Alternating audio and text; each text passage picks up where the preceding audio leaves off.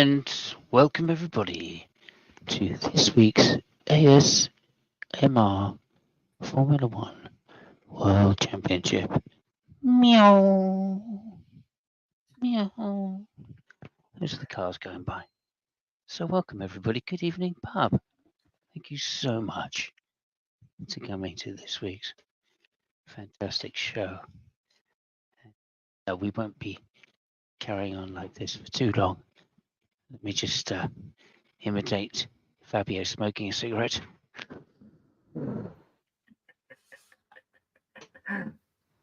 Oh, good shit. Oh. Hey, Rob, how you doing? Sorry to interrupt. Oh, good. There we go. Oh, let me just take my mic away. There we go. Okay, we're back to. Let me just do the intro again properly. Welcome, everybody, to the 2024 World Formula One Championship from Zandvoort, Holland, or the Netherlands, yes. And well, I was doing ASMR, Sandy. That's what was going on with the whispering. But this week, we're at the Dutch Grand Prix, a fantastic event, brand new track, revamped from old, with some of the most extreme banking. There's more bankers and banking going on at this circuit than any other circuit. I think we can all agree on that, can we not? There's a lot of banking going on. Serious amount of banking. Yeah, I'm struggling to call it a circuit. It's a 70 seconds circuit. I mean, I got car parks which are bigger than that. Thank you, Bob, for getting in the spirit. I was going to do the whole show ASMR, but then I realized, oh, hang on a second, a minute.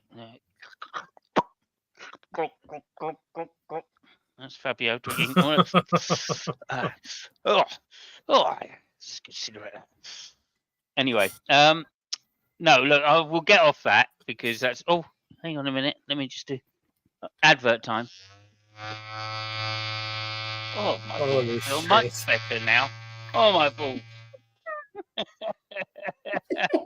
Oh dear. Right, that's the last of the jokes. That's what I paid £100 for this week. So there we go. I'm glad that entertained.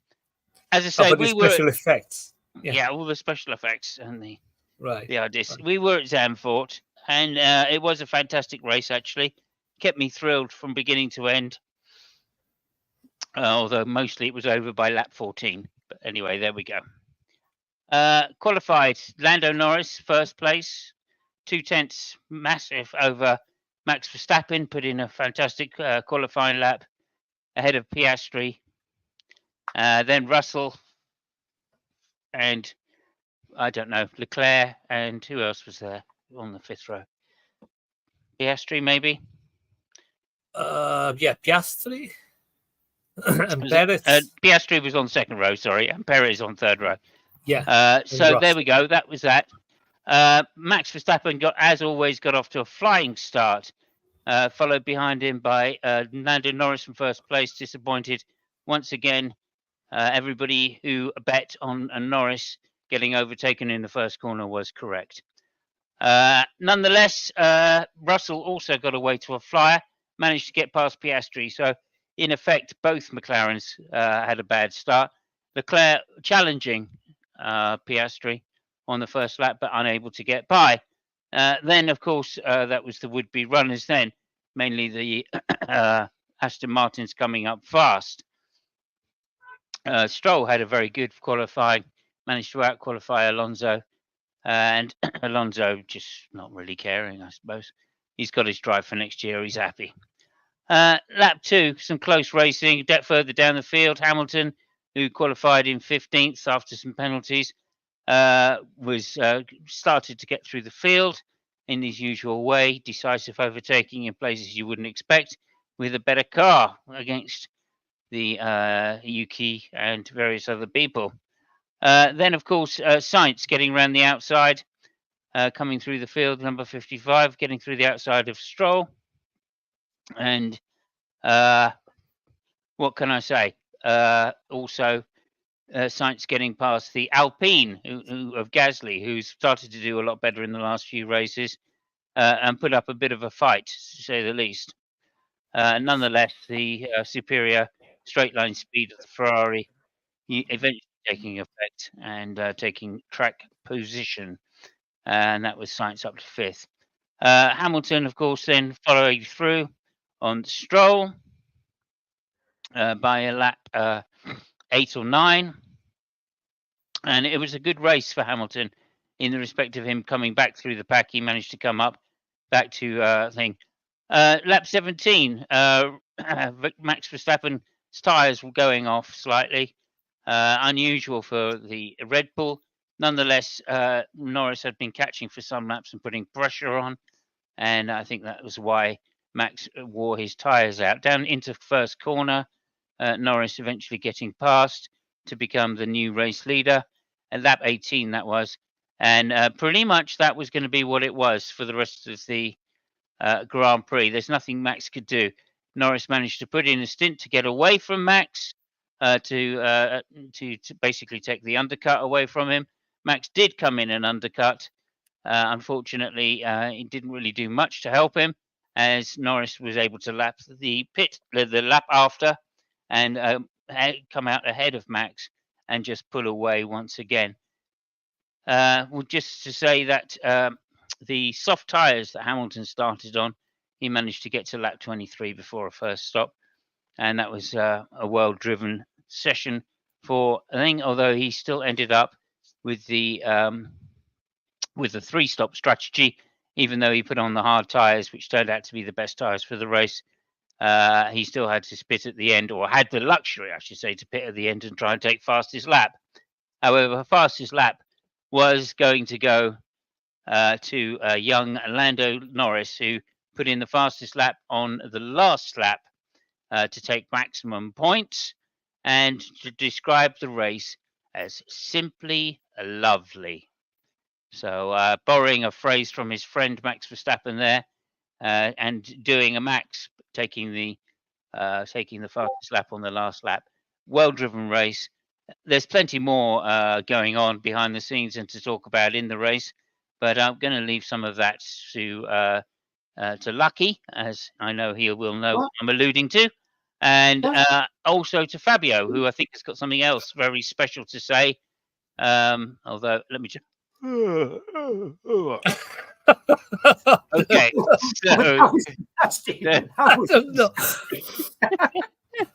sorry, I'm still doing ASMR. I don't know how that happens, but there we go.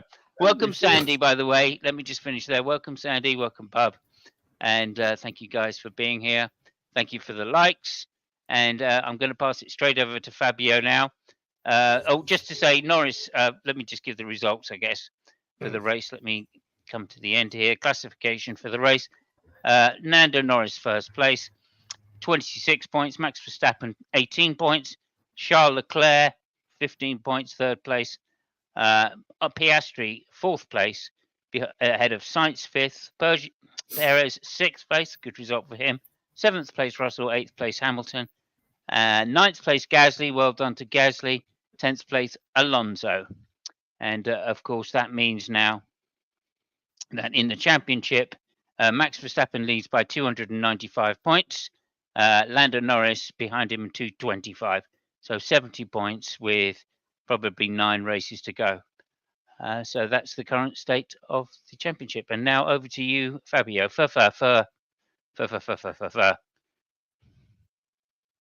Yeah, no, I mean, it was better than I thought. I was thinking that I would have been asleep by lap 25, maybe. But yeah, I mean, I got to say the race was I mean, it wasn't bad, all things considering, including the fact that they're basically running in a car park.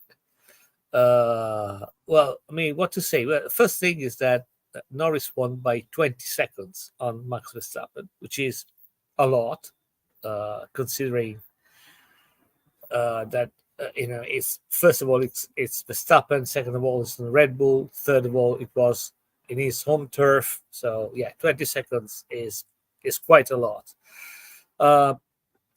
The other thing to say, well, I mean, there's some things to say. Well, the first one was not unexpected. The fact that Lando Norris has never been ahead in the first lap every time that he started from the pole, and even this time he didn't.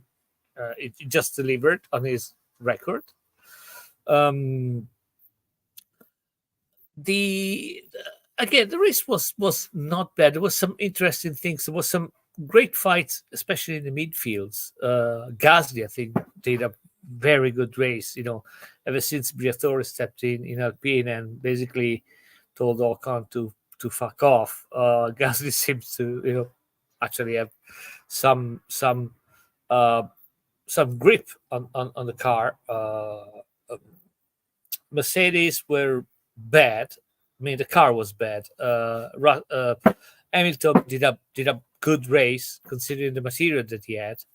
Russell, Russell was fast at a certain point, but he had troubles. But I don't know. I mean, it was really, really weird.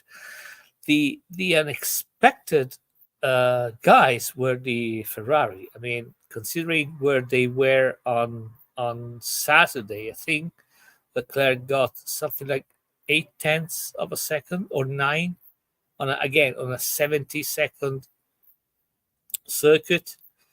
So, but even Leclerc said, it's going to be a miracle if we go to the podium, but I just put my helmet down, the visor down, and go. And boy, he delivered. He also delivered. Apparently, the tactics that they made in Ferrari, it was planned. Which, I mean, if it's true, and I have no reason to doubt it, it's a good thing, because one of the weak points of Ferrari was the tactics and all the stuff, and apparently they really delivered something really cool. Granted, I think McLaren made a mistake in pitting Piastri so late. I think he lost at least one position, maybe two.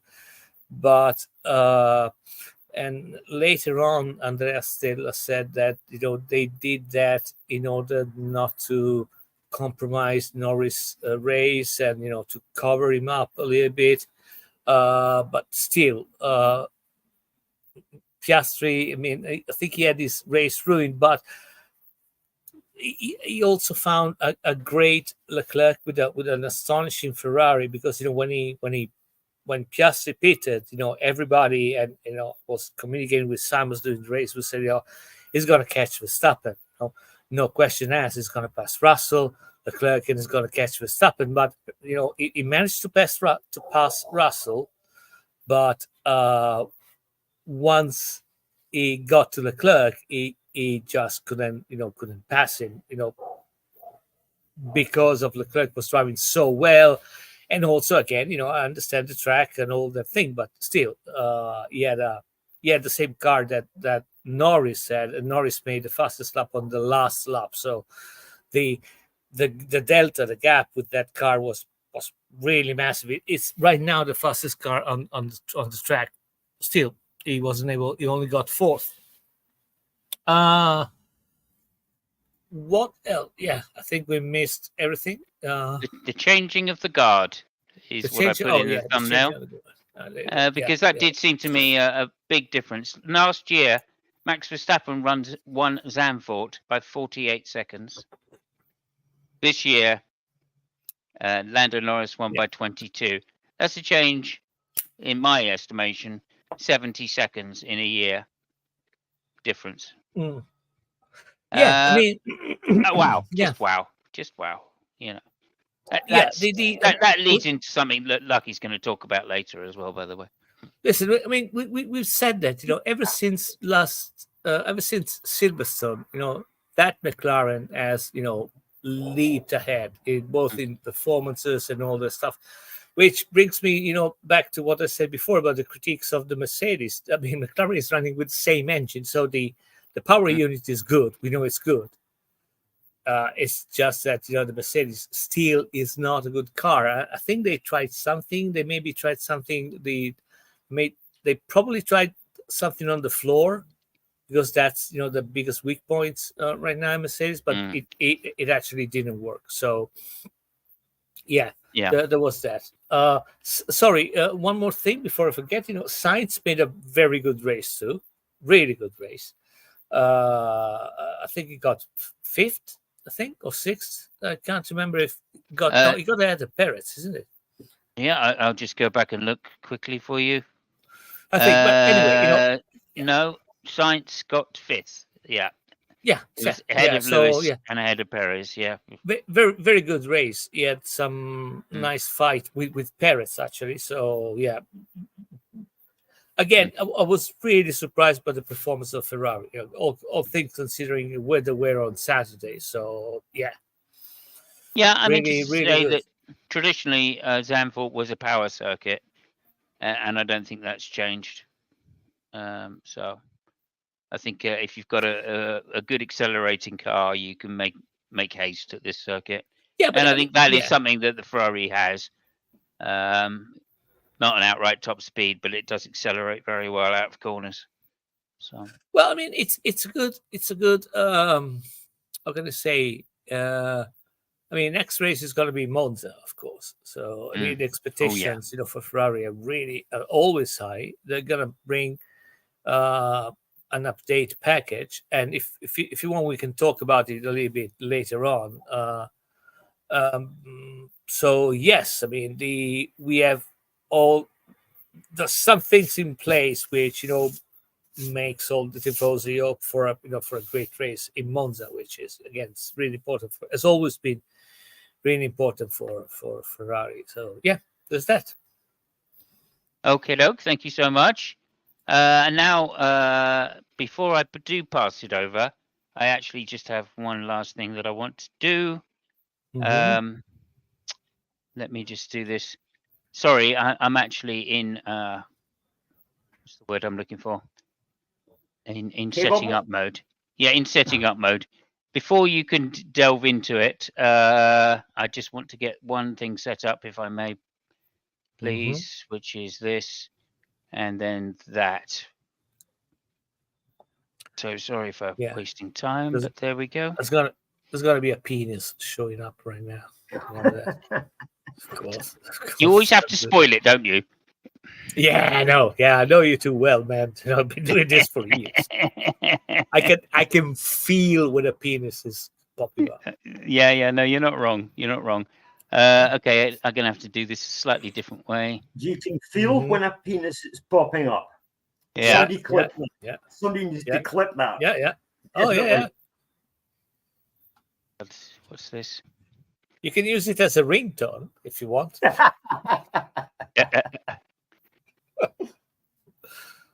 Okay, there we go. That's got it. Yeah.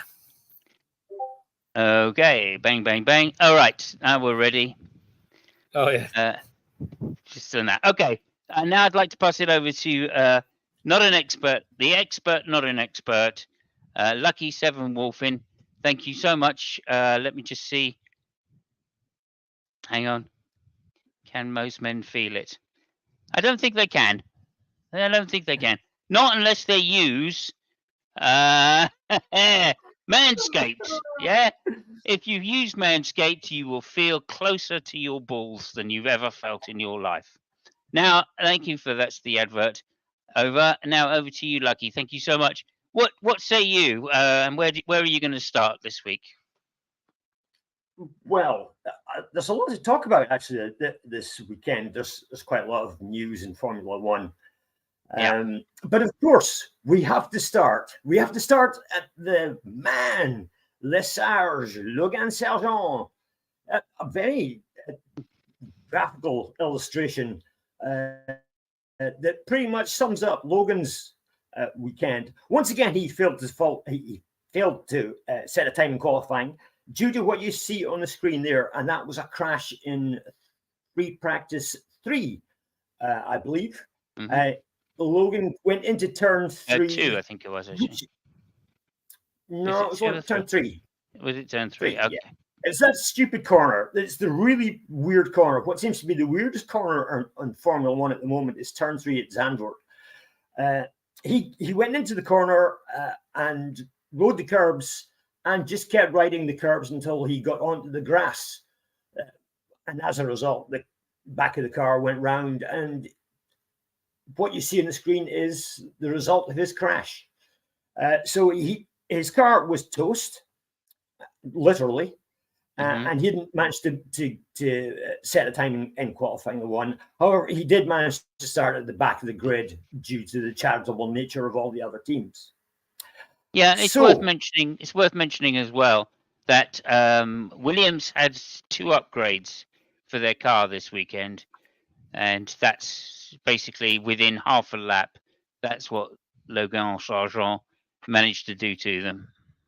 Well, I'm thinking that Logan perhaps now holds a record in Formula One, and that would be the most amount of money spent to get 1 championship point ever. I'm sure maybe that must be the case. Actually, about those 2 upgrades, one of them was illegal. So, oh well, there we are. Okay, I didn't know that. So they had a floor. They had a floor upgrade and a suspension upgrade, didn't they not? Oh yeah. They got penalized by the floor. That's why Logan Sargent yes, last. Yeah. It was Albon was behind him because he was penalized. So. Yes, of course, yeah. So for some reason, the changes had made the car just slightly too wide, and as a result, they were penalized. Yeah, they basically had to sand down the edge of the car to get it within legal requirements. That's how close they were saying it was. Turned out to be 3 millimeters too big, which actually is a large amount of space on a Formula One car. So, yes, there you go. Anyway, that's what Sargent managed to do to his car this week, and of course, the rumours are that he won't be there in Italy because they can't afford. They just can't afford to keep giving him new cars. So there is, as you say, speculation that perhaps Logan's Formula One career has come to an end in Holland. We'll see. However, that's Logan for this week. Sorry, before you jump off Logan Sargent, I gotta give one thing to the guy, because there was a camera. I don't know if it was on the international one or the Sky Italy one, but there was a camera on him while he was walking by, after the accident, and he was walking with with a guy from the team, next to him, and I mean, you can feel and see, I mean, how much miserable is the guy. So while he was walking back it was already, in the hospitality area going to the pits. There was a I think it was a boy or somebody which stopped him for a selfie, and he took the selfie. So, I mean, that to me, was okay. That guy is fantastic. I mean, he just got out from a crash. He destroyed the car. He's probably super miserable. The guy asks for a selfie. He stops by, makes a selfie, and then he carries on. So yeah, kudos to the guy. That was also kudos. This is a kind of a weird link, but I'm going to make it. I don't know if anybody gets a Jacques Villeneuve kind of feeling about this, but that is a hell of a shot. Whatever photographer took that shot, that is a hell of a shot. And if that was Jacques Villeneuve, right, he would be sitting there going, "Oh, wow, look at that. That was worth it just to get the photograph of me jumping out." So, like, I don't know if this is probably going to be his highlight, but I reckon this photograph is going to be Sargent's highlight of his Formula One career. Oh, yeah. I really do. Right. I think he's going to have a lot of nights out on the town based on this one photograph. So there we go. I mean, I would use it for my business card. Yeah, I would totally do that. Yeah, I'd put it in my downstairs toilet. Oh yeah. Yeah, there you go. Okay. Right, now back to you. Sorry, Lucky. Back to you. Sorry, Lucky. That's okay. That's fine. So that's, I think, as Simon suggested, there's speculation that perhaps his career's come to an end, but only time will tell. Now, Lando Norris and his starts. I've looked at this start at the Dutch Grand Prix a load of times, and if you watch, okay, the two McLarens are line astern. You've got Piastri behind Norris, and then you've got Verstappen and Russell.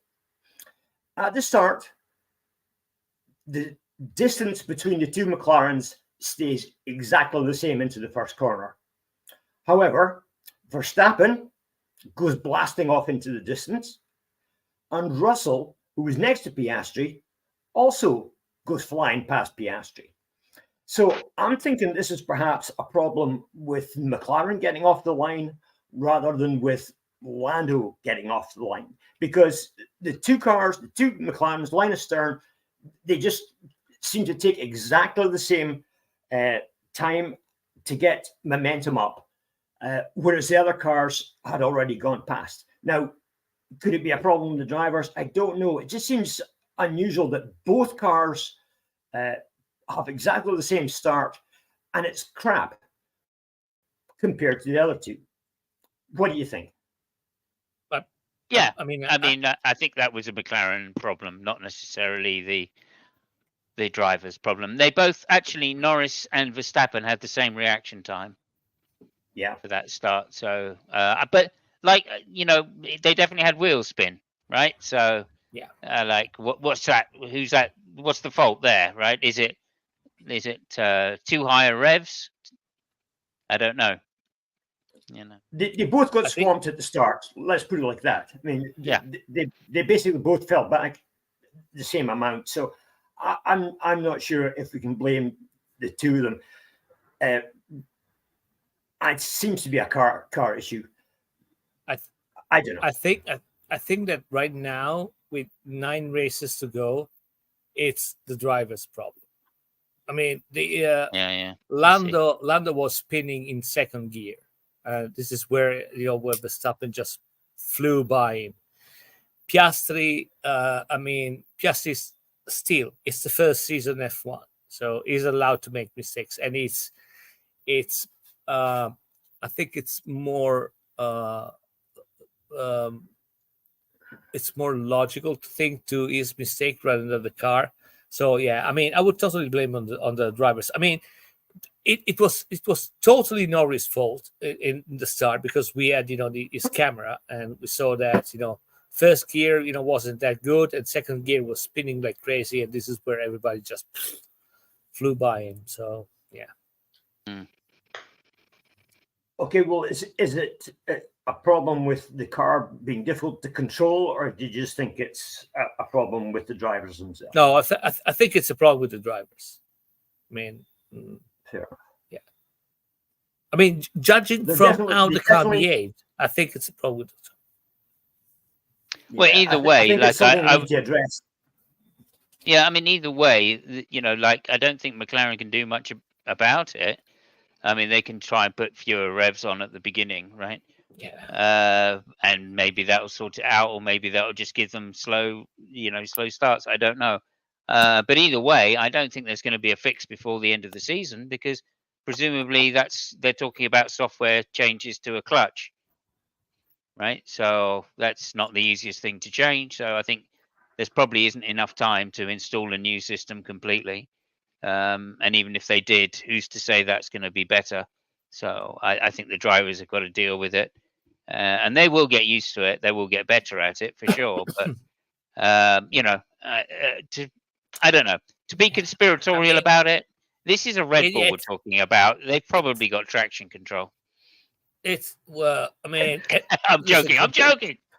Compared to the McLaren, everybody has a traction control. So well, it seems that way, doesn't it? Yeah. Yeah, right. But doesn't McLaren also has the Mercedes powertrain? Yeah. I mean, the transmission. Yeah. So yeah. Oh, the gearbox. Yeah. Yeah, but that doesn't mean they've got the same clutch and stuff, though, does it? I think it does. And yeah, I mean, if they have the same, software is okay. In fact, yeah. Thinking about it, actually, I think McLaren make everybody's software, don't they? I think you might be right. Which might be even worse. Yeah, because exactly. if they have the engine and the transmission on the Mercedes, they have the same clutch. There is no way around it. Oh no, they can have different clutches for sure, and the software is different. Yeah, Thinking about it, they all program Yeah. them, but they all use the same electronic control box that McLaren makes. No, okay. It's a standard when I'm part for the talking about FIA. when I'm talking about clutches, I'm just talking about the clutch, the material. Yeah. So Yeah, that's the same, and the biting point should be the same. But anyway, yeah, I still think it's a Norris problem. It can't be that bad. Okay. Anyway. Well, we shall see. I mean, if it carries on all season, then presumably, I think we know by the end of the season that there's an inherent problem with their clutch on the McLaren. The fact that, as you say, that there's a Mercedes alongside not having that problem, presumably means that it's something to do with the team and not necessarily to do with the gearbox. It wasn't just the cars alongside; it was the cars behind. Who was behind Piastri? I think it was Leclerc. Perez. Yeah. Perez was behind. Was it? Okay. Well, whoever it was, they had to slow because of Piastri being in the way. Everybody on that grid seemed to get away quicker than the two McLarens. Absolutely, they did. Yeah, they did. Yeah. Well, okay, so yeah, I mean, it can be read two ways, right? It might be that Perez started faster than Piastri because, Russell started faster than Piastri, so that's why Perez went behind Russell. I mean, I don't know. It's really weird. Okay, so Bub says Norris was not very happy after he won the race. Not sad, but just not overjoyed. It surprised me. I don't know. I think there was something of Norris being disappointed about the start because that's what he'd worked hard on in the time, and it let him down. Not overjoyed, I think, because he didn't. I still feel that the team have let him. He feels that the team have let him down somewhat by not giving him those extra points during the rest the earlier parts of the season. That's number two, and number three. I think he doesn't want to be overjoyed in front of Verstappen because that would show some kind of weakness. See, I think if he gets close to Verstappen, then he'll start ramping it up a little bit. I mean, I just hope that it's not the first reason that you said, because if he really thinks he can still fight Verstappen, I mean, the 70 points. He needs to not only he needs to win races, but he also needs to have somebody. Well, first of all, he needs Verstappen to either have a DNFs, mechanical failure or whatever, DNFs, crash or something. Yeah. And also, he also needs the help of system. everybody else on the grid, to be behind him and Verstappen. Which again, that's not too far fetched, because the difference between this year and the years where Verstappen was racing, for example, against Lewis Hamilton, is that this year there is a lot of drivers, I mean, Leclerc, Piastri, Russell, which are really eager, to win. And I think Verstappen hasn't won for 5 races, which is astonishing. And also this year, I think we had the biggest amount of winners, different winners on races. So that is not too far fetched, but still 70 points. It's a huge amount. Well, I mean, like if you remember, I think 2016 was the year that Rosberg beat Hamilton. And Hamilton almost got it back again, right? I mean, he was a lot of points behind at halfway because he had such a dreadful start to the season. And if it wasn't for a DNF, he probably would have caught him. And that can easily happen when the pressure comes on, and you're really trying, and you have to get the results. I think that's when things can go slightly wrong, in a big way, and DNFs can happen. You're pushing the engine too hard, you're asking for more power all the time, etc., and mistakes happen. And it will only take one DNF for it to be on the table, right? If Norris keeps winning. So I think the pressure, it could get to Verstappen if he has a DNF in the next few races. I think it's all on. It's all on. But you're right. I think, as Bubba's been telling us in the inside chat now for quite a few races, he can practically walk home in second place every race and win the championship still. So yeah, that's a huge thing. But like I said last time, it only takes one DNF to change the momentum. And Norris wins 26 points into that 70, and away we go. When Piastri is beating Verstappen, then Norris has a good chance. Yeah, and again, if Piastri manages to take his, it's not how you spell Piastri, but if Piastri manages to actually do his job, and this is one of the reasons why I think Norris is not like overjoyed at winning, because I think he feels this is a lost championship. Right? If McLaren had been behind him from the beginning of the season and had given him those 2 race wins, then he would be within striking distance. But nonetheless, it is what it is, and as I say, I think it's not unlikely, shall we say, that Verstappen won't get a DNF before the end of the year, and so it's still on as far as I'm concerned. Mainly wishful thinking, but there we go. Okay, yeah. Okay, yeah, that's right. What will be interesting is if at the end of this year, Verstappen wins the championship by 7 points from Norris. Yeah, I mean, Norris would be gutted, wouldn't he? Yeah. That would be heartbreaking for ever beat McLaren. Yeah, absolutely, for sure. But anyway, and I think that fastest lap on the last lap was really not about anything else other than telling his team. I think that was telling the team, no, you should have been backing me. You should have been backing me, and now I'm going to have to go for every point I can get, despite the risk. Sure. It was, yeah, that was a look what I can do lap for sure. Yeah, and bearing in mind, there's also sprint races to go as well. Yeah. So although we say 9 races, we've got some more extra points we could get thrown in. Go ahead. Yeah, I mean, and again, we must not forget. I mean, we've been talking about those 7 points and all that stuff, but the main problem was that Norris should have put himself in a position where he actually needed those 7 points, and when that happened, that wasn't the case.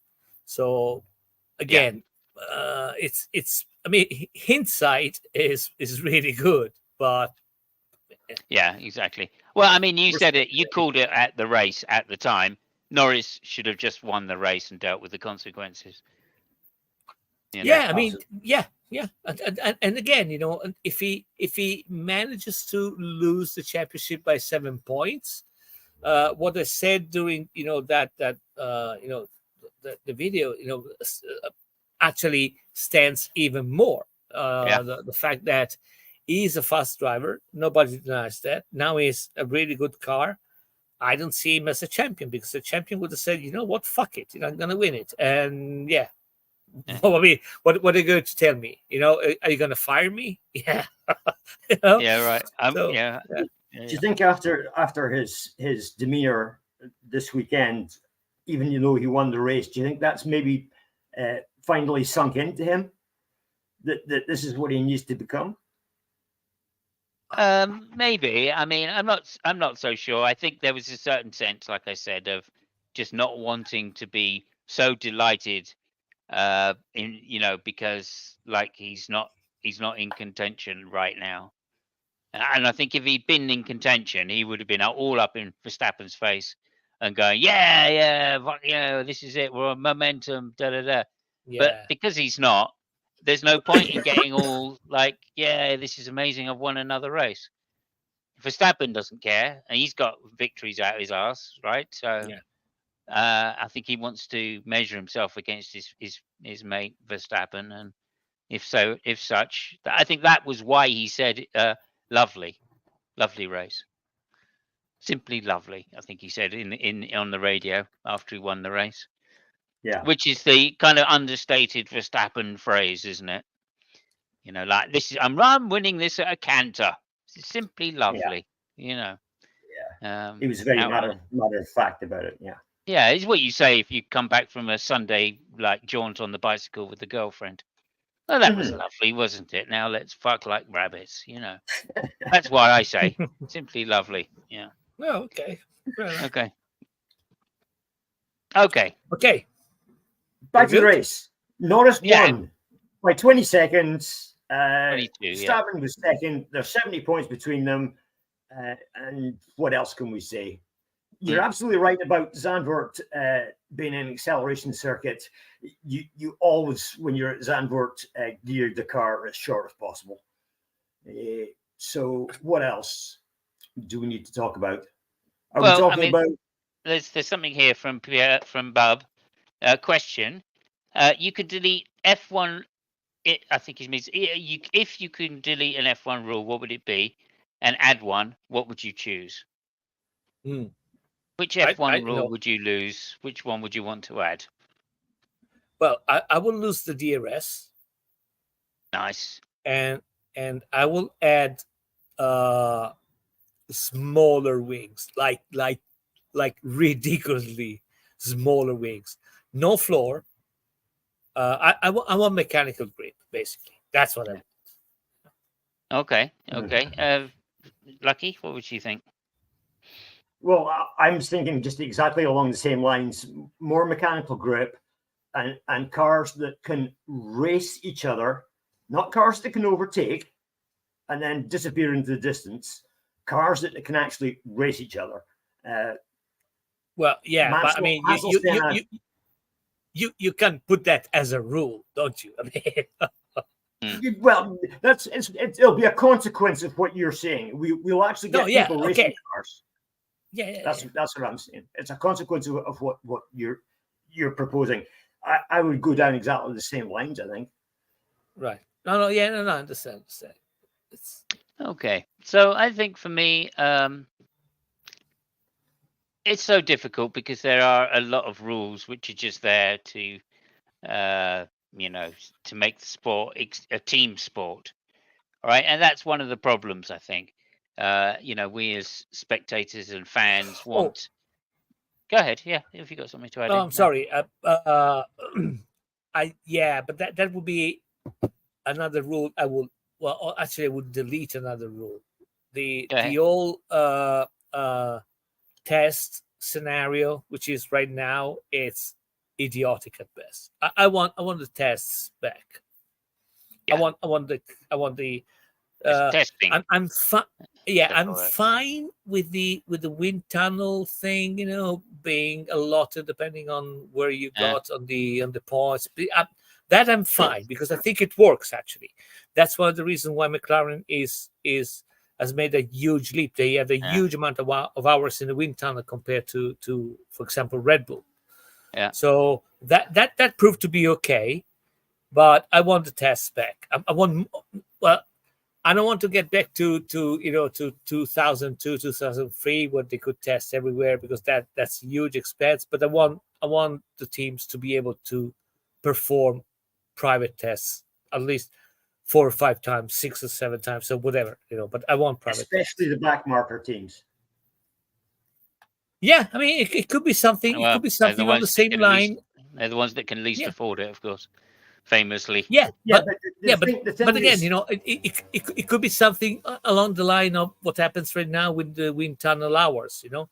That you got more hours in the wind tunnel if you're back in the in the points or whatever. Yeah, I mean, at least giving them a chance, and also some other teams to give a chance, because a lot of problems that they have right now, and apparently it's one of the problems that Red Bull is having right now, is that to match the what happens on the track with what happens on the simulation. That's a big issue. That's something, for example, that it's a strong point for McLaren right now. It seems to be that they got a really good match between simulation and track. But yeah. Okay. I'll pass on mine. Bub says his would be to delete the electric motor, agree with that. Mm. And add mandatory pit ladies. So yeah, I And a mean, water splash. there you go. I can see where you're coming from there, actually. There's Obviously, one thing you're a you, man that uses Manscaped. Go ahead, Lucky. there's one thing you need to I mean, remember. yeah. This is especially applies to the back marker teams. There's only one way that you will actually know that anything you've done to your car works is when you get it on the track. Doesn't matter all the wind tunnel data you have, what the wind tunnel suggests, you'll only find out when the car's on the track. And the back marker teams need time on track in order to find out if their car is working. Give them a chance to find out if their car is working. If not, they can go back and start again. Yeah. Okay. I mean, I agree with the test. I think that's the key thing. A pre-season test of a few days that people can get their cars, obviously just before the season starts. No, even during the season. I will allow some tests even during the season. Yeah, okay, I agree. Okay, I disagree with that, but that's another point. With 24 races now, I think we're just way beyond testing. Oh yeah, there is that. You're right. Within season, but like I do think like the Barcelona test pre-season, 4 days. Everybody goes there, gets their car on track, and you at least can see some semblance. Remember, it's a leveler for the fields. Remember, Mercedes used. Oh, I don't know why they fucking used it, but they did in fact use their what was it? What did they call that system? Where the push with the wheel forward and it changes the angle of the front wheel. Yeah, the cambering thing. Yeah, the cambering thingy. I think that's what they called it technically. Yeah. And somebody spotted it during the test, and by race 2 it had gone. You know what I mean? Or it was banned for next year, right? Because they realized nobody could repeat it. And it really didn't help that much anyway. But I mean, I'm just saying. So there's that. I do think there's that, which is like noticeable in the tests, and other teams pick up on them, and it'll give people a chance to get their car. As for the wings, as far as I'm concerned, the car looked the worst, but we had the best racing. I think it was like 2014. When one of the last years that Bernie was in there deciding rules, and he said, no, we're going to raise the rear wing and we're going to make it thinner, narrower, right? And the difference that made to the racing was amazing. Cars could follow each other closely. There was, we were getting things like 70 overtakes in a race. 70. I mean, it's just unreal, isn't it? Still, because no cost cap, obviously the big teams were still, much better off. But nonetheless, I think those cars looked the most fun to drive. So that if I could do anything, I'd take the flaws away. I don't think we need KERS, but that we had KERS back then, and it was quite good. So. I mean, I got to give it to them. The old floor thing, it's way better than I thought, because at least they had the advantage that the car can follow closer to each other. That's something that I'm going to give to them. They said it was going to happen. I was skeptical, and it actually happened.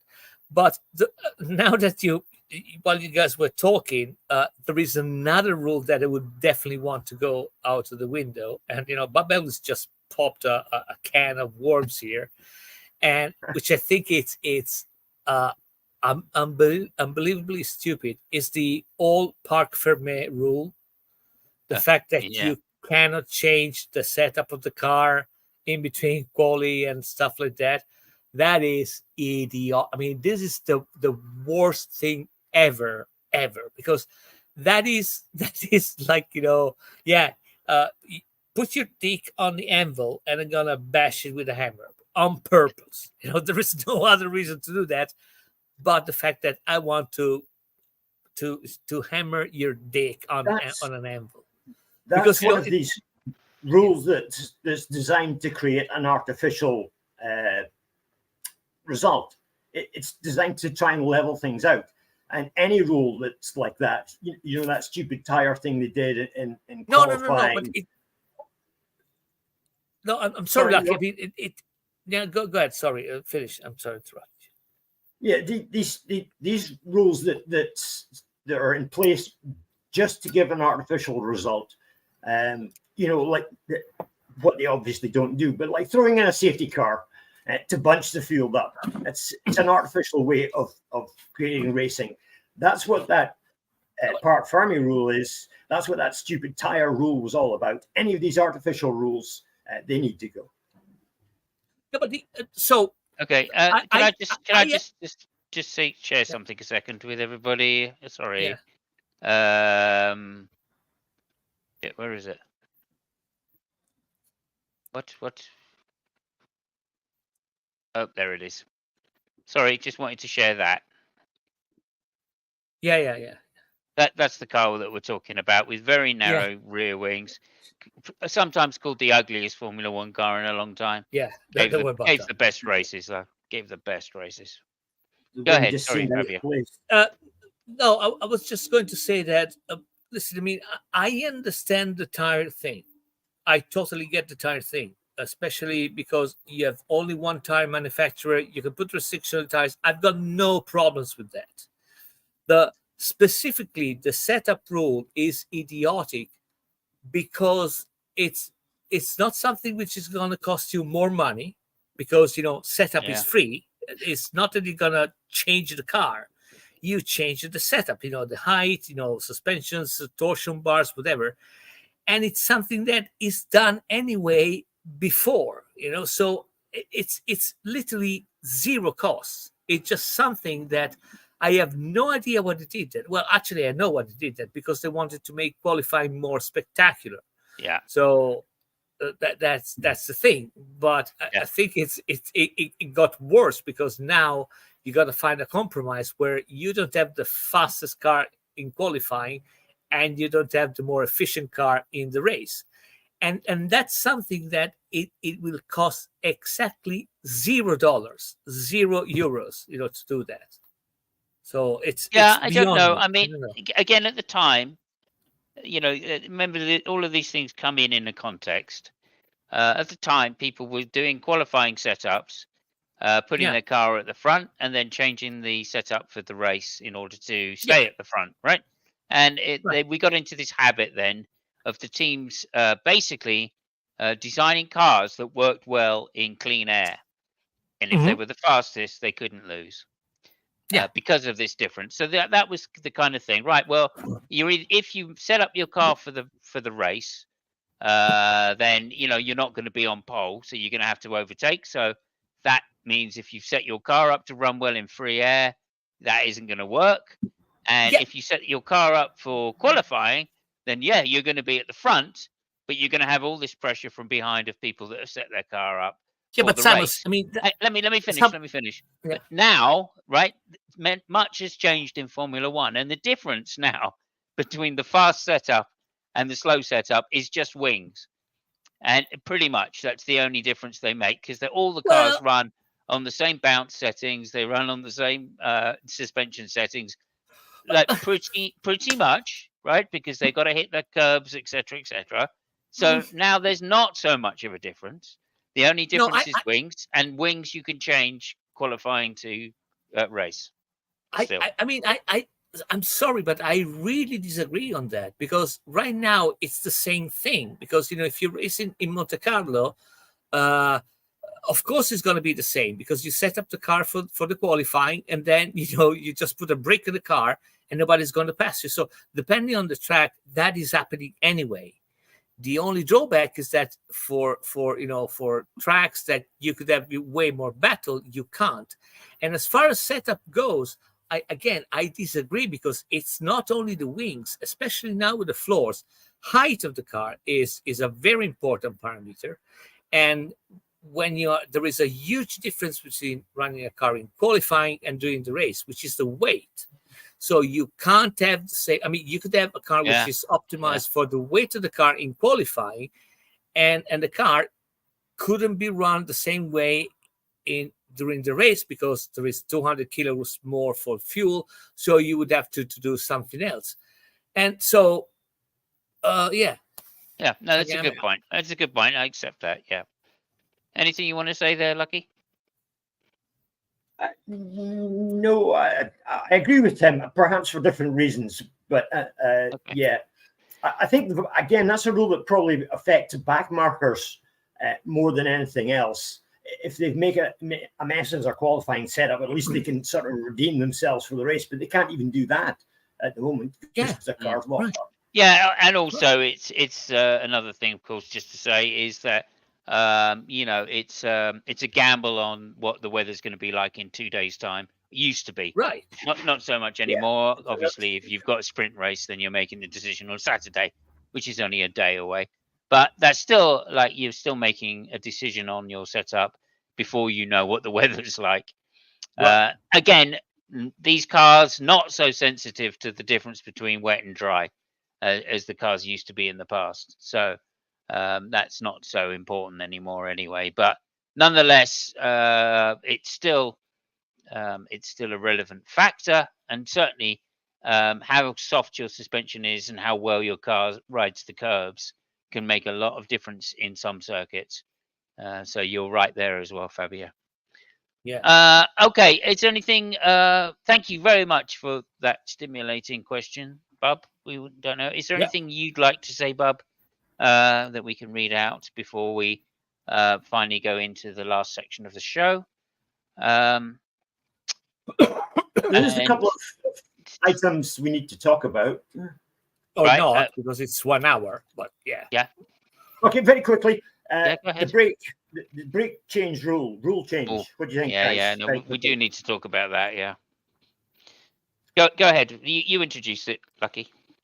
Well, Give us the background on what it is you're talking about and how it happened. You can make a car go around a corner faster by slowing down the inside wheel. It's something you do on sort of tighter corners, not on flat out corners. It would be stupid to do that. However, there was never any rule in Formula One that said that you could change the amount of braking force between wheels on an axle. That would be if you have the inside wheel with slightly more braking force, it would slow down more than the outside wheel and would cause the car to turn around quicker. Now, there's actually there is. There is a rule against that. Yeah. There was a rule. It's changed. No, recently. there's still a rule. Yeah. There is. It's changed. Never It's become more restrictive, but Yes. not originally. There wasn't a rule. Yeah. No, there was never a rule not. that said that you could have an equal brake force. There was the rules about the fiddle brake, the pattern fiddle brake, but that was outlawed by having a separate pedal. But there was never a rule that said you can't change the amount of braking force that goes across an axle. There was no rule about that at all. But the rule has now been amended, or the rules have now been amended, that you are not allowed to unequalize the brake force across an axle. If the inside wheel has got X amount, the outside wheel has X amount. No change in the amount of pressure on the pads on each side of the car. So that's now changed. Some people are speculating that a certain team who were very successful at the start of the year and are now less successful had such a braking system that gave unequal pressure across an axle. And because this is now gone, this team isn't quite as successful as it has been. And that team, of course, is Red Bull. Now, nothing's been proven. Red Bull has denied all this kind of stuff. What do you think, guys? Yeah, well, there's some circumstantial evidence, I would say, that supports the theory that Red Bull, in fact, did have some kind of system on the car. I think the main thing is that from Miami, their car has become more and more oversteer and shown more and more oversteer. And that's the one thing that they always had under control. So that seems strange. Max, 2 races ago, where were we? Portugal, Hungary. His car was understeering in every single braking zone, every single corner. And I remember remarking during the race to you, Fabio, like, wow, I can't understand why, look at Max's car. He must hate driving that because that's just understeering everywhere. And shortly after I said that to you, we were in chat watching the race, and shortly after I said that to you, um, he then complained about the rear tires going off. Oh no, they said to him, "Oh yeah, now watch your rear left tire, right? Make sure you don't wear that." And he said, "Well, there's nothing I can do. I can't go any faster because I'm because of the rear tires. I'm going to lose the rear tires, so I can't speed up." Okay, I can't move the brake balance to help it because that's just going to crucify the tires even more. So I think there is some good circumstantial evidence that they had some system which was not just preserving their tires, but also helping with understeer. And of course, what you would expect if that was correct is that if the theory was correct, that you would expect Perez to get closer to Max. That's not necessarily been the case. So just saying, it's not as straightforward as one would think. Go ahead. So my opinion on the whole thing is that, so first of all, the rule has always been there. I mean, at least this year, they rewarded it, but just to be really nitpicky. But I think it's rule 11.1.1 that says there are 2 brake circuits, and there must not be different opposing forces on the brakes on the same circuit. So I mean, that would have been enough.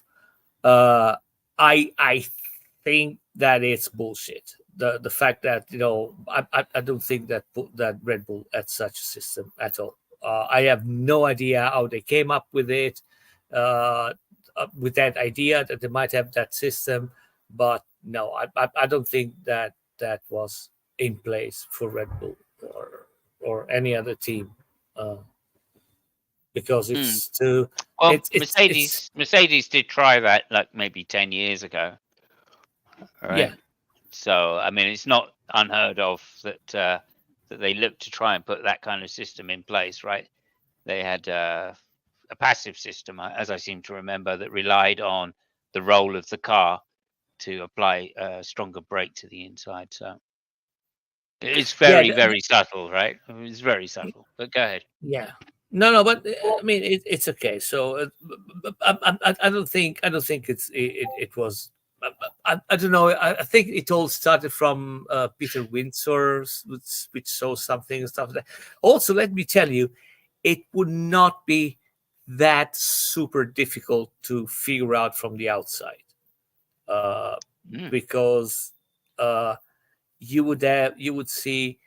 Well, first of all, if you were behind a car doing that thing, you would realize there's something fishy going on. So the drivers would have, I would say spotted, but just started talking. And once they start talking, figuring that out again, it's not super difficult. It's tricky, but it's not super difficult. I mean, you need people on the track with cameras and infrared thing. You can measure well, I mean, there are ways, right? So, and also there is the fact, I think that a lot of data from the tires is available. So if there was a difference in temperature between 2 wheels on the same axle during the race, it would pop up, it would show up. They also have I think the braking data is available too. So yeah, well, I mean, the braking data might be, it's not independent of the wheel, is it? And like they were saying, they were applying the same force to the axle. It was just asymmetrically divided, So you're right. I'm saying that because of you got the braking data. I think the braking data is applied to the pressure of on the pedal. So with that and other things, you have enough data that you can infer if something is wrong with additional data maybe. from the outside. You know what I mean? So Yeah. No, I think you you can only tell if it's there, right? I mean, nobody, yes, if they've been using it for 2 years, which is the yeah, implication, right? Um, then I'm not. If nobody saw it last year, they're going to carry on again, right? Because obviously it's such a subtle thing. I don't know though. Like I don't know. There's a lot of things that suddenly make sense when you think that something like that was happening.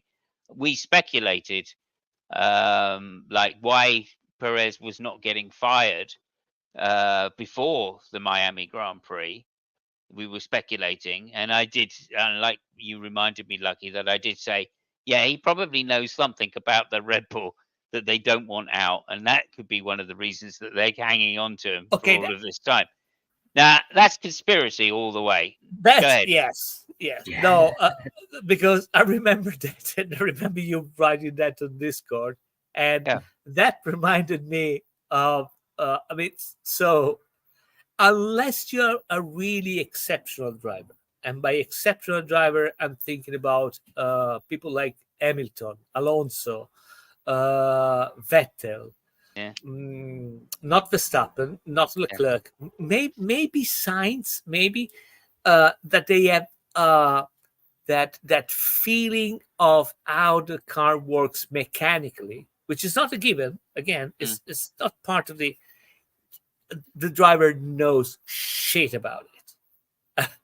and I remember, I mean, there was I mean, I'm not naming names here, but a really world famous motorcycle driver that I worked with, like really world famous.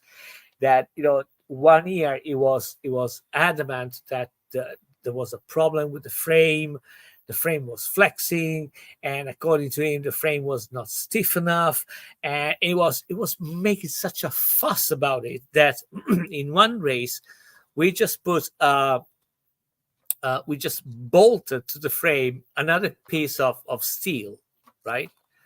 It was a trellis frame, because of course we're talking about Ducati, but we just bolted another piece of pipe, which added no rigidity whatsoever to the frame, like none. Okay, you could measure that. There was no difference at all. The guy jumped on the bike, he made the race. I can't remember which race was it, and he was swearing that the bike was way more stiff than ever. So they really don't know anything. The amount of stories I could tell you about, drivers saying, "Oh, this is not really good," and you just send a mechanic over there, just fiddle for 10 minutes with the suspensions, doing nothing, like literally nothing, because it's working. You twist it, counter clockwise one turn and counterclockwise one turn. You do nothing. Okay. He jumps on the bike and say, "Oh, now it's really working. That's what I wanted." Yeah. Good boy. Yeah. Good racing. It's really difficult. And I don't see Perez as being in that class. So sorry. Well, no, Sorry I'm for not the saying that, but if he knows about it, you know what I mean? If he knows that it's there, he may have been threatening. Anyway, Bob says, well, why the rule change in the mid-season seems unfair. Like Formula One are famous for trying to even things out mid-season, especially in the last few years with Liberty Media. And especially with the rule with the cost caps, especially with the cost caps, then they do try and even things out mid-season, and this is certainly seems to have done that, of course. Is it unfair? It seems unfair to me. Let's just get one thing straight. Formula One is a business. It's not a sport. It's entertainment. It's entertainment. It's not a sport, right? So just say, is it unfair? Well, it's sportingly unfair, but does that matter? It's more entertaining.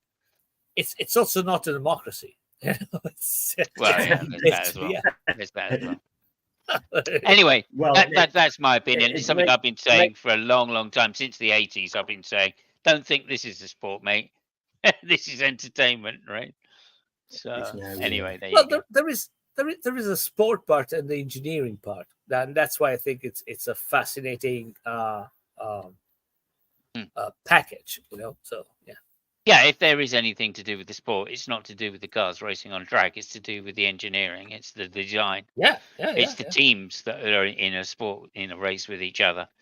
Well, they make a different sport. That's two sports. I think it's a sport, but it's a different sport. No, it's a sport because sport doesn't have any particular definition, I suppose. But like it's not a sport that we think is everybody plays by the same rules type sport. I mean, the sport in engineering is trying to get all the advantages that you can. So, and that's okay. It's a loose definition of sport, but it's a sport. You know what I mean? Yeah, no, I'm fine. I'm fine. Like everyone says it's sport, and I guess that's the case, right? Yeah, I'm just saying it's more entertainment than it is anything else. So. Yeah, you need a lot of qualifiers. Yeah, do you think these races, all the teams are on a level playing field? That's simply not the case. Simply not the case. And maybe in the past it's been more. Maybe they're trying to make it more sport-like, but with the cost cap and stuff. But like some teams, some teams have a huge, budget for food, don't they? They have a catering budget that would make a third world country happy for probably 10 years. So, okay, there you go. Some don't, though. I mean, there's something for everybody. I mean, if you're more into that kind of thing, you can watch the IndyCar. So exactly same chassis for everybody. Even that isn't as well, right? The engine, the difference between the engines. No, only 5 or 6 guys get the really good engine. Right. Right. So, like the latest up to date, brand new spanker every race, Anyway, there you go. To be fair, as an equestrian, Savage says, to be fair, as an equestrian, we don't care about fair either. Yeah, there you go. Not all horses are created equal. Okay. We're going to move it on now because we've just done an hour 15. How quick can you be, Lucky? How quick can I be? Well, my question about this is, why did they even introduce it in the middle of the season if they didn't think something was going on? It was to clarify some speculation that they weren't there. That rule they added wasn't really needed, in my opinion. They just want to cover, their assets and say, okay, that didn't happen, but okay, we'll put a rule so if it ever happened, now it's not happening anymore. But also allegedly they said these are rules that are coming in, so the designers for next year's car can be absolutely clear, because next year we do not want any asymmetrical braking. Right, and also keep in mind what I said at the beginning. Verstappen hasn't won a race in the last 5 races. Yeah. So if that was the advantage that he had, I mean, he was still at it, 3 or 4 races ago, and that doesn't work. So, Savvy says, advantage is normal in sports. It's not always so obvious, but the fact of the fact is, somebody who barely makes ends meet can't afford to play most sports. Yeah, there you go. There is that as well, especially with Formula One, of course. Especially motorsports. And Williams. Yeah. Okay, so now into quickly then we will go into the is it a quiz or a myth? Is it a quiz or a myth? Over to you, Lucky. Hold on, we've got another piece of news. Jack Doohan driving for Alpine next year, confirmed.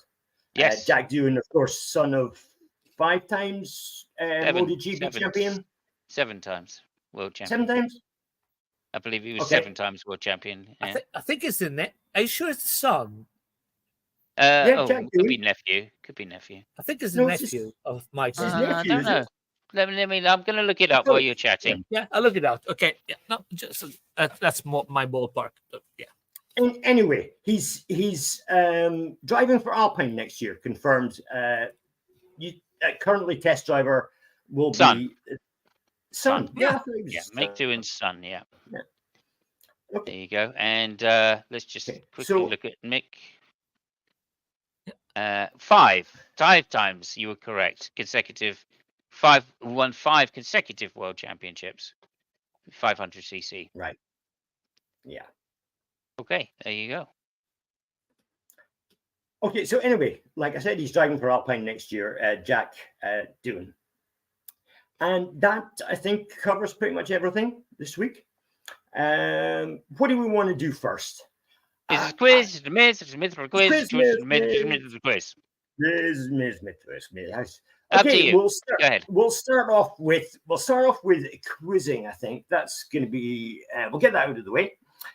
So I think we're into round 15 now. Fantastic. Round 15. It's so far into the season already. Round 15 of the F1 Trivia Intercontinental Championship. Scores at the moment are Fabio on 8, out ahead of Simos on 5, and Bob's got a stuck wheel nut on 3 points. So it's a really simple question this week, actually. In 2005, Red Bull Racing hit the scene after buying the Jaguar Formula One team. I'm sure you'll remember, gentlemen. Who were the first 2 drivers at Red Bull in 2005? Don't shout. We're going to give Bob a chance to give an answer in chat. Yeah. So Bob, first drivers for Red Bull Racing. One of them's pretty easy. I'm sure you'll agree. The other one, not quite so. Okay. I've forgotten his name. I know it's got a three-syllable thing in it. Shit. Yeah, you're right. Bob doesn't know. Bob says he doesn't know. So we're going to go Vettel and Aldazari or something like that. I can't remember his name. No, I think it was Webber one. Oh, was it? Okay. And I can't remember the other one. It was pretty unknown. But I mean, I don't know. I'm not fucking. Come on, guys. Think about this. You'll get one of them really, really easy. You haven't got any of them yet. Okay. Oh, okay. So one of them would be described as being in Christian Horner's right-hand pocket, and still is. I think you'll find. Ricciardo, you mean? No. Come on. I mean, Ricciardo was later on. Before Ricciardo's time. Remember, this is 2005. Yeah. Oh, was it He's a driver Bordeaux or someone like that, or Bordeaux, or no, it wasn't. Sebastian Bourdais, you mean? No, it wasn't Bourdais. You're going to kick yourselves, guys. We are going to kick ourselves. Probably not till tomorrow at this rate. Okay, giving up? You want to give up? Yeah, we've given up, dude. Yeah, we give up. Yeah. Okay, the easy one was David Coulthard. Oh, yes. Okay, yeah. David Coulthard. Yeah, fair enough. Okay, and the difficult one was Christian Klein. Klein. Christian Klein. So they were Red Bull's first 2 driver. So no points. Points stay the same. You're both fucking useless. Thank you so much. Mm-hmm. You're welcome. Okay. We're gonna have a bonus round. Well, it's not a round. It's a bonus feature this week. I'm going to ask you guys to name a driver. Okay, I'm going to give you 2 quotes that were said about this driver, and you have to tell me who he was. Okay, no points involved in this. This is just for shits and giggles. Okay. All right. Okay. The first quote. No. The first. We're talking about drivers giving quotes. The first quote is from everybody's favorite Formula One driver, Mario Andretti. And his quote about this driver is, "Worst teammate I ever had." And we are talking about a Formula One driver, by the way. We're talking about Formula One. Okay. I don't know. Watson? No. Maybe. Oh, it's actually, well, Watson's a nice guy. I don't think he'd be a worse teammate. He's a lovely guy, but well, I suppose he did win a race. So there you go. Well, he was second in the championship, and he did the come from the back to win the race. Oh, Bub's answered. Sorry to interrupt. Lauda. It's not Nicky Lauda. No, it's not Nicky Okay. Lauda. Okay, it so can't be Ronnie Peterson, you know. I'll give be you someone a Italian, isn't heads it? up Let's here. face it. When Andretti made this quote, he was driving in Indy cars and had been driving in Indy cars for quite a long time. So it was past his Formula One days. Okay. Mansell? Yeah, you got it. Well done. There you go. There you go. Now, the other quote I was going to give you was going to be from a guy called Peter Warr, who took over Lotus after Colin Chapman died. He was team principal. And he said of Mansell, he will never win a Grand Prix as long as I have a hole in my arse. Okay. So there you go. That's what Peter Warr said about Nigel Mansell. Yeah. Nigel, like, one of the things we were criticizing Norris about, Nigel was never shy in putting forward. He thought he was the best driver in the world. He backed himself every single time that he was questioned. He went and dominated IndyCar in a time when, you know, you had to be stupid or crazy to go and race on those ovals at that speed in those cars. And he proved he was both. And, you know, like, I can't remember. I think it was Phoenix was his first oval. And day one, he crashed into the wall at 190 and did his back in again. Day one of racing on his first oval. Okay. So, but to say this, he also set a new lap record for Phoenix. Okay. That tells you everything about Mansell. Go ahead. Yeah, well, I don't think anybody can doubt his driving abilities. But his popularity, especially among teammates, I think wasn't very good. Especially, what's his name? Frost. Patrese.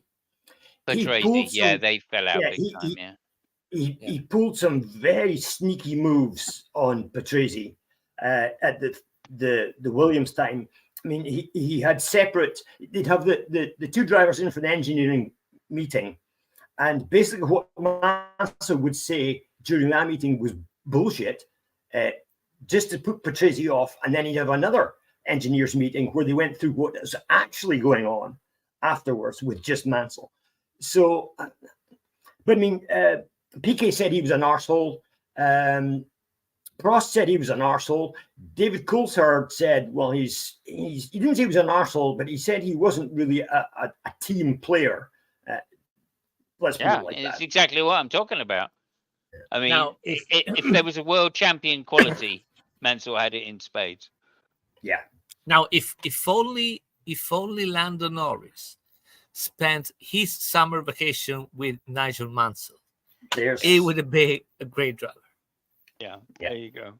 Norris, I mean, because Norris is too kind to become a Mansell level of assholery, but being exposed to such degree of being a super duper, you're absolutely maybe right. Yeah, you're absolutely right. So that's it. Basically, what you're saying there, just to finish up, basically what you're saying there, Fabio, is basically what you're saying there is Lando Norris is he needs to get a bit older so he can grow a moustache. I think that's basically what you're saying. Yeah, on his balls, maybe. On his balls. And if he did grow them on his balls, how long would they last in this modern age? Listen, right? there's actually video of him at a press conference having a conversation, I think, with George Russell, and he admits that he hasn't got any pubes. It's Ricciardo. Yeah, that's Ricciardo. He says, I like Lando a lot. I do. I like Lando. Ricciardo asks him if he has pubes, and he says no. Yeah. Thank you, everybody. It's been wonderful. Thank you, Bob, and we will see you all in 1 week's time for what is the most exciting circuit on the calendar, and that is, of course, Sorry, Am I what did you being say? cut short today? I thought I missed it ago. Oh, sorry. Go ahead then.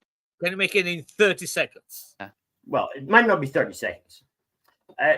As we've talked about, it's the 30th anniversary of Ayrton Senna's death, and we are quick to criticize Senna for his on-track antics, shall we say? However, there was a different side to Senna, and to illustrate that, we're going to talk about Martin Donnelly and his crash. Martin Donnelly, whose face is coming up. Martin Donnelly and his crash at Jerez in 1990. Now, Martin Donnelly started off in Formula Racing in Northern Ireland. He's from Belfast. He drove for Jordan, and despite only competing in 5 rounds of the Formula 3 World Championship in 1989, I believe he finished 3rd. So he was a talent. He got his break in Formula 1 covering for Derek Warwick at Arrows. Derek Warwick hurt his back, and Martin Donnelly subbed for him until he was better.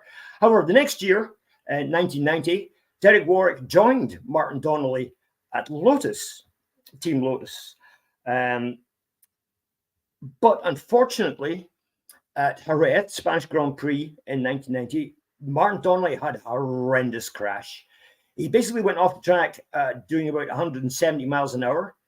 The car was in the gravel trap, hard against the barriers. Martin Donnelly himself was still strapped to his seat and lying in the middle of the track after the accident happened. Now, Sid Watkins spent a lot of time clearing Donnelly's airway at the side of the track, getting him stabilized. He was then taken to the medical center. His legs were stabilized. His legs were just an absolute mess. His feet were pointing in completely different directions. And it was quite a horrendous accident. He had bruising in the brain, punctured lung, lots of different injuries. However, after the crash was all cleared up, Ayrton Senna went out and qualified first, I think, on the grid for that race. He then got a hold of Sid Watkins and made Sid Watkins recount exactly what he had done to Donnelly and why he'd done it. And I believe that the conversation lasted about an hour and a half. Senna then got in his hire car and he drove to Seville, which is about an hour away from the track, and met with a guy called Mark Gallagher, who was the Lotus team guy who was basically at Martin Donnelly's bedside. And Senna, the only driver who had paid any attention to this, by the way, Senna said to Mark Gallagher, if the Donnelly family need any help getting him airlifted to proper hospitals and things like that, call me and I will make sure it is sorted out at my expense. So that's the other side of Ayrton Senna. Focused on the track and winning. Out of the car, well, a human like the rest of us, perhaps. There you go. That's a tale about Senna. Thank you so much. Thank you so much. Okay, so we'll just keep the down and we'll go back to ASMR for the outro. Thank you so much, everybody. I'm just going to. Oh dear. It's been a fantastic show. Ciao, Fabio. Ciao. Thank you very much, Lucky. It's really great of you. And we'll see everybody next week on the Grand Prix.